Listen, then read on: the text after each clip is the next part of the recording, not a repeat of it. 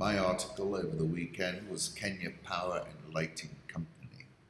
Kenya Power has sunk 28.02% year to date, second only to ARM, which is minus 65.76%. Jesse Livermore, aka Edwin Lefebvre, said, "Markets are never wrong, only opinions are."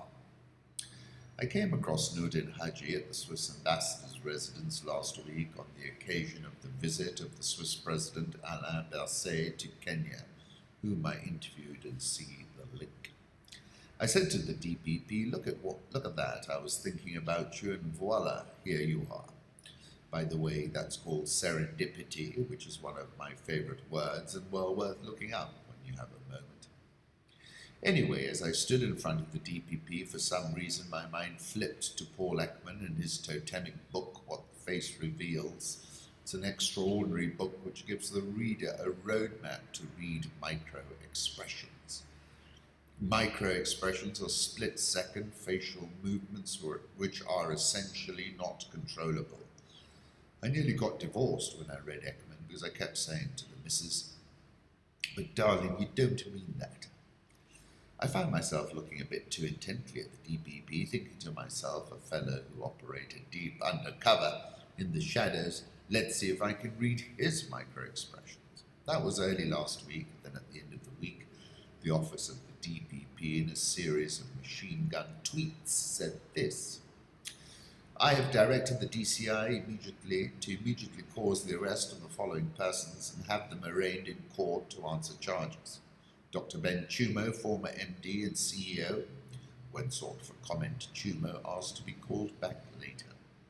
Dr. Ken Tarus, GM Finance, as he then was. Taurus's phone was off and he was not immediately available for comment.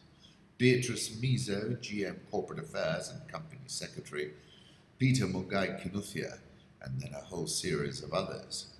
I am therefore satisfied there is a prosecutable case made out against each and every one of the following persons jointly or severally: conspiracy to commit an offence of economic crime, willful failure to comply with the law relating to the management of public funds.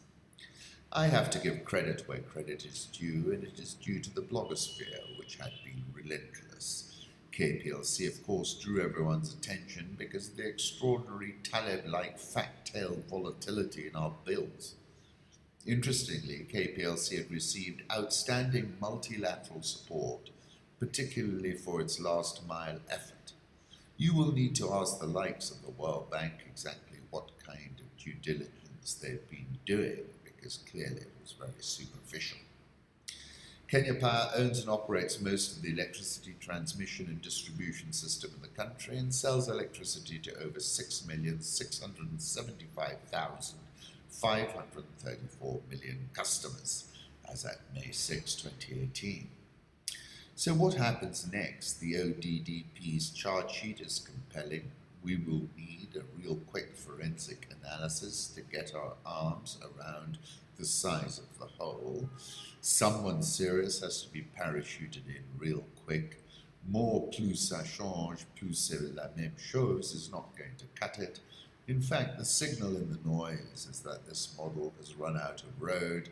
In fact, it's careered off the road. Look outside, you will see the debris everywhere from mere sugar to Chumi to Naku.